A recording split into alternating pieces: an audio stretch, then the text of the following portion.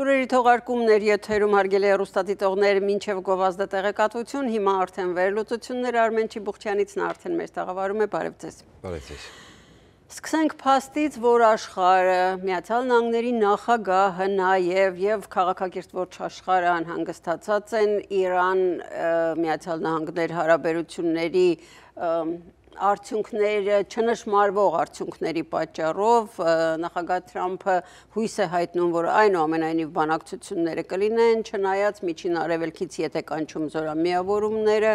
միևնույն ժամանակ Իրանը հայտարարում է այս հատվածն է ինձ շատ հետաքրքիր, Իրանը դատապարտել է ատոմային էներգիայի միջազգային գործակալության կառավարիչների խորհրդի կողմից հակաիրանական բանաձևի ընդունումը եւ հայտարարել է ուրանի հարստացման նոր կենտրոնի գործարկման մասին, ոնց որ դիտավորյալ։ Այո։ Ձեր վերաբերմունքը այս փաստերին եւ իմ վերաբերմունքը գիտեք, ես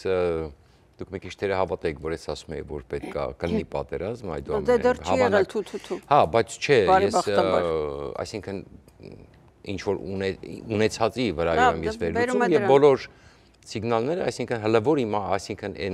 երբ որ կլինի այնպիսի ազդակ, որ ես կտեսնեի, որ այդ ազդակը ուրեմն հետ է տանում գործընթացները դեպի խաղաղություն, այդ ժամանակ կնշեի, բայց քանի որ ես նաև հետևում եմ իսրայելական աղբյուրներին, բարբերաբար։ Այո, այնտեղ կոշտ Իրանի նման են խոսում։ Բացի Իրանից դու այնտեղ պետք է հետևես հասկանալու այնտեղի տրամաբանությունը, որ անկեղծ ասեմ, եթե ես կարծում եմ, որ Դոնալդ Թրամփը չի ուզում հարվածի։ Դոնալդ Թրամփը կցանկանար եւս մի կես տարի բանակցել, այո, Իրանի հետ, հա։ Այնտեղ Իրանը ստեղծեր միջուկային ծրագիր, հետո կասեր դե հաշտվենք հիմա այդ, ասենք սկսեր բանակցել, ասենք ինչպես անել այդ միջուկային զենքը վերցնելու վերաբերյալ։ Դե անverջ կբանակցել միջև Ռուսաստանը խաղաղ լիներ, Կովկասը խաղաղ լիներ եւ ինքը խաղաղության Նոբելյան մրցանակ Ես իհարկե մի քիչ ծայրահեղացնում եմ այս ամեն ինչը, որտեղ հենց Ամերիկայի ներսում սենատորները եւ կոնգրեսականները արդեն սկսում են հիասթափել, դեպի կոնգրեսի սենատորներից մեկը հանրապետական այսօր ասաց, որ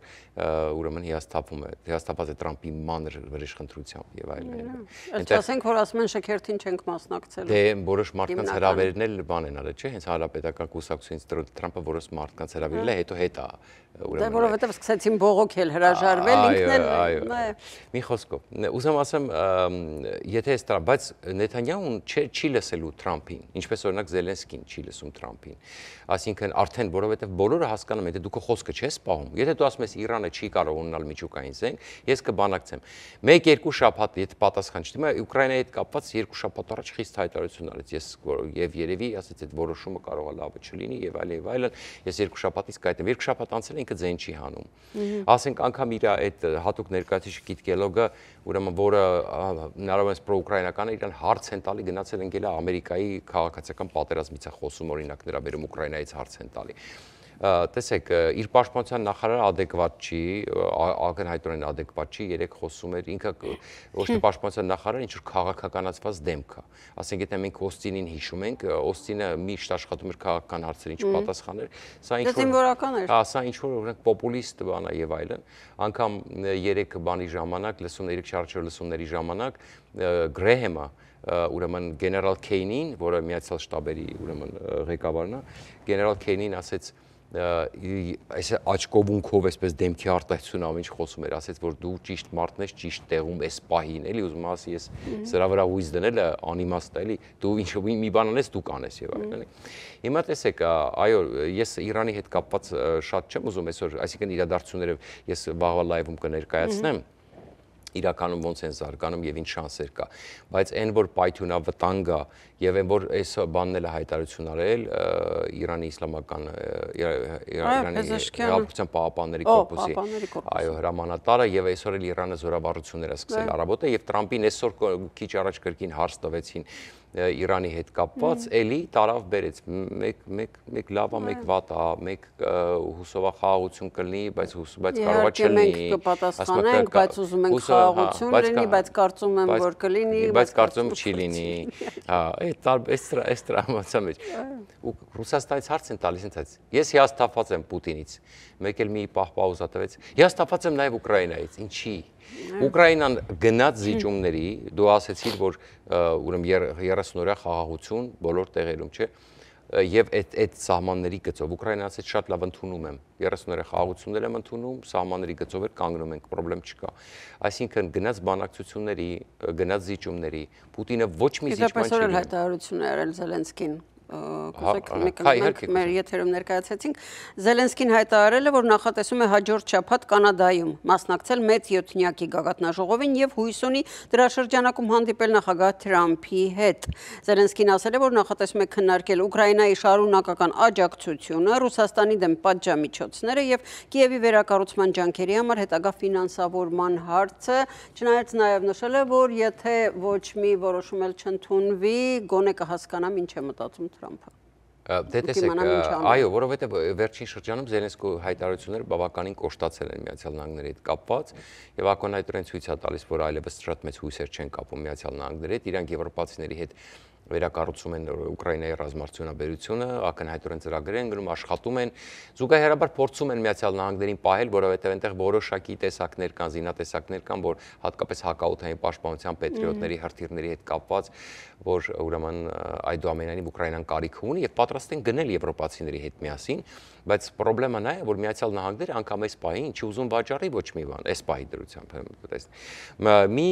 հետաքրքիր նշան եղավ, որ Իսրայելը ուրեմն պետրիոտներ փոխանցեց Ուկրաինային, սա կարևորագույն ուրեմն ազդանշան է։ Իսրայելը փոխանցեց։ Այո, Իսրայելը ասաց մեզ չեն եկել այդ Չէ, պետրիոտ համակարգեր փոխանցեց պայմանավորվել, այսինքն չփոխանցել է թե process-ի մեջ է, բայց պայմանավորություն ձեռք բերեց Իսրայելի եւ Միացյալ Ուկրաինայի միջև։ Սա դեռ Բայդենն էր այդ որոշումը։ Ուկրաինայի փոխարեն Իսրայելին պետրիոտների մասին էր խոսքը։ Չէ, դա ուրիշ բան էր, դա պետք է փոխանցեին Ուկրաինային, այո, բայց դա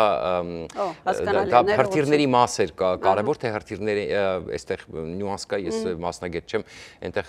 ուրեմն, բայց չէ, հիմա Իսրայելը Բայդենի ժամանակ դեռ բանակցում են, որ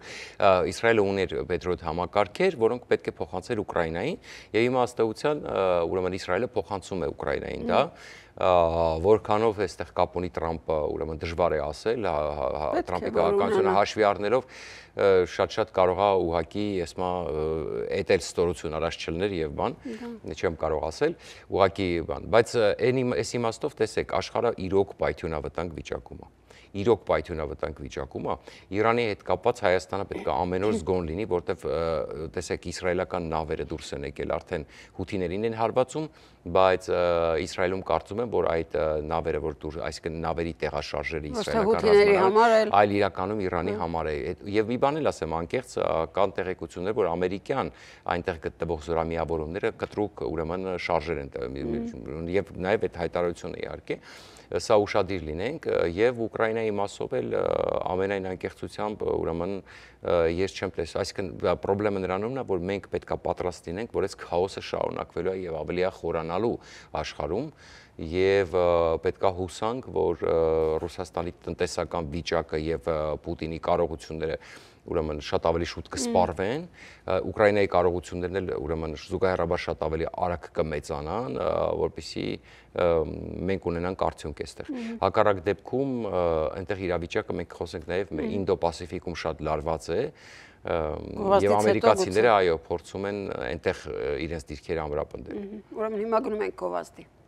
Serial ես փնտրում, տանդեմ սերիայի նոր էպիզոդն ես ման գալիս։ Դու դեռ փնտրում ես, մինչդեռ վիդեոն տապալվեց, գովազդը բացվեց, քեզանից գումար շորթեցին, իսկ դու դեռ հույսում ես։ Մինչ դու փնտրում ես հարթակներ առանց վիրուսների, անվերջ սպասում ես, նյարդայնանում ես, իրենք արդեն սերիա 13-ի վերջն են։ Arflix պլատֆորմում մի փնտրիր, ուղակի դիտիր, դասամիջոց, տանդեմ, սոս ինձ, ընդամենը մի կյանք, կայսրության թևերը, շատ շուտով արդեն Vendetta, բաժանորդագրվիր հիմա եւ բացահայտիր սերիաների թեժ զարգացումները առանց սահմանափակումների։ Շաբաթական նոր սերիաները սպասում են քեզ անմիջապես Arflix-ում։ Մի կորի ֆեյքերում, մի փնտրի պատճեններ։ Բարի գալուստ Arflix։ Դիտիր իրականը, պարզ, որակով հասանելի։ Ոչ մի անհասկանալի կայք, ոչ մի վիրուս, ոչ մի վտանգավոր գովազդ։ Միայն զվարճանք, երբ դու ես ընտրում ինչ եւ երբ դիտել։ Arflix-ը դա այն հարթակն է, որտեղ ճիշտ ժամանցը հանդիպում է հայկական ինքնատիպության հետ։ Միացիր այսօր,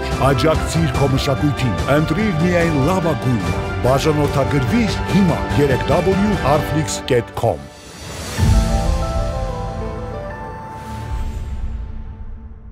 Մեր տաղավարում է Արմեն Չիբուխչյանը, մինչև գովազդը խոսվում էր այն մասին, որ աշխարհում պայթյունավտանգ վիճակ է եւ բանուն էիք ավելացրել։ Եվ ցավոք սրտի, այո, եւ նորից եմ ասում, Մեծ Բրիտանիայի վարչապետը վերջերս մի կոնցեպտուալ ելույթ ունեցավ, որտեղ նշեց, որ Մեծ Բրիտանիան պետք է պատրաստ լինի երրորդ համաշխարհային պատերազմի։ Եվ ամենայն անկեղծությամբ տեսեք Միացյալ Հեքսեթն էլ երեք իր ուրեմն հարցաքննության ժամանակ, այսինքն հարցաքննությունը մի քիչ բան ասել, կոնգրեսում լսումների ժամանակ, սենատում։ Ինքը շատ հետաքրքիր, ուրեմն անընդհատ Ռուբիոն, անընդհատ խոսում են Ինդո-Պասիֆիկի մասին։ Իրականում, երբ որ Ինդո-Պասիֆիկը դա շատ մեծ ռեգիոն է, ուրեմն եւ ներառում է հարավ-արևելյան Ասիան, ուրեմն հյուսիսային Ամերիկան եւ միջև այսպես ահռելի, որը Ամերիկային անմիջապես, ուրեմն Ամերիկայի համար անմիջական շատ լրջագույն ռազմավարական նշանակություն ունի եւ այնտեղ Չինաստանը լրջագույն ուժեղացրել է իր դիրքերը։ Եվ ամերիկացիները հիմա ուրեմն մի կողմից ուրեմն աչքով ունքով հասկացնում են, որ մենք էլ Ուկրաինայի վրա փող չենք ծախսելու, որտեղ մենք պետք է կենտրոնանանք Ինդո-Պասիֆիկի վրա։ Մյուս կողմից էլ ուրեմն չեն, այսինքն գիտեք ինչ, որ Զելենսկին ճիշտ ասեց, հիմա հասկանանք դուք կաք թե չկաք, եթե կաք, ուրեմն Թուլսի գաբարդները, որոնք բունկերային առնետի նարատիվները տարածելու համար մուլտիկներ են, վիդեոներ են հանում, ասենք, ծիծաղելի ուղղակի, ասում ուրիշները բունկերներ ունեն, դրա համար իրանք ուզում են միջուկային պատերազմ, ասենք, ծիծաղից կարելի է մեռնել, դա ամբողջ Ամերիկայի ազգային անվտանգությունները, այսինքն պատկերացրեք 18-19 ազգային անվտանգության ծառայություն կա եւ դրա գլխավոր, ասենք, ամփոփողը, ասենք, ամփոփող մարմինը, հավաքողը, տեղեկատվությունը փոխանցողը նախագահին, դա Թուլսի գաբարդն է։ Եվ այդ մարդը այդքան չկա, որ այսինքն այնքան պրիմիտիվ է ու այնքան, ասենք, ռուսական քարոզչության կերած է, որ կանգնում է ու ասում է, որ այ բա Սան Ֆրանցիսկոյի միջուկային ձմեռ է տալի։ Մեկ էլ ռուսական ալիքներում է Սան Ֆրանցիսկոյի միջուկային ձմեռ տալի։ Ցավոք սրտի ես չգիտեմ, ասենք, սա այսինքն միտումնավոր է տարվում ամեն ինչը քաոսի, որտեղ պայթյունից մեկ է պակաս ամեն ինչը, իրականում, եւ Ինդո-Պասիֆիկում, եթե մենք իրավիճակը նայում, մենք այս Հնդկաստան-Պակիստան բախումներն է պատահական չէ, որը վստահաբար Չինաստանի կողմից են ուղղորդված, եւ այլն։ Եվ Հնդկաստանի գործերն էլ, ասենք, լավ չեն իրականում լրջագույն ձևով իրենք խնդիրում։ Ավիավթարն էլ հարց է, այդ ավիավթարը ինչից տեղի ունեցավ, որտեղ մենք գիտենք, որ նույն ահաբեկչությունից սկսվեց, չէ, իրենց կոնֆլիկտը, եւ չի բացառում, որ սա էլ պակիստանյան ահաբեկչությունների հերթական ապտակը Հնդկաստանին։ Շատ լարված է աշխարհում եւ մենք պետքա զգոն լինենք։ Հիմա ամերիկացի թե չնայած ինչ են ծախսում Ինդո-Պասիֆիկում, որ նայում ես սաղ կրճատում են, այդ որտեղ ինչ են ծախսում, Չինաստանը հերթով սաղ այդ երկրները սկսում է իր տակ մտցնել, հա։ Եվ ես նորից եմ ասում, այսպիսի քաղաքականություն չի կարա շարունակվի եւ ենթադրում եմ կարող է առաջին իսկ ասում ազդակը լինի Իրանից հետո,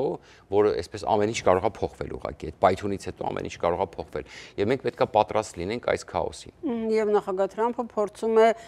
իցույց դնել զորությունը ամերիկյան բանակի 250-ամյակի առիթով շաբաթօրվա շքերթում։ Վաղներ փորձում են, վաղներ միտինգներ են անելու ամբողջ բան։ Այո, միտինգներ։ Այո, միտինգներ են նախատեսված։ Այո, փորձում են ծնունդը փչացնել նախագահ Թրամփը։ Ծնունդը։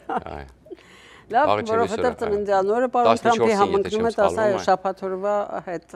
Չնայած Թրամփը ասում է, որ 250-ամյակի արդիվ է անում, երեք էլ զորամաս էր գնացել, ռազմաբազա եւ հայտարարեց այնտեղ։ Դե տեսնենք ամենայն դեպս լրջագույն մտա իր այս քաղաքականությունը հատկապես ներքին, այսօր տեսակ Ալեքս Պադիլյան,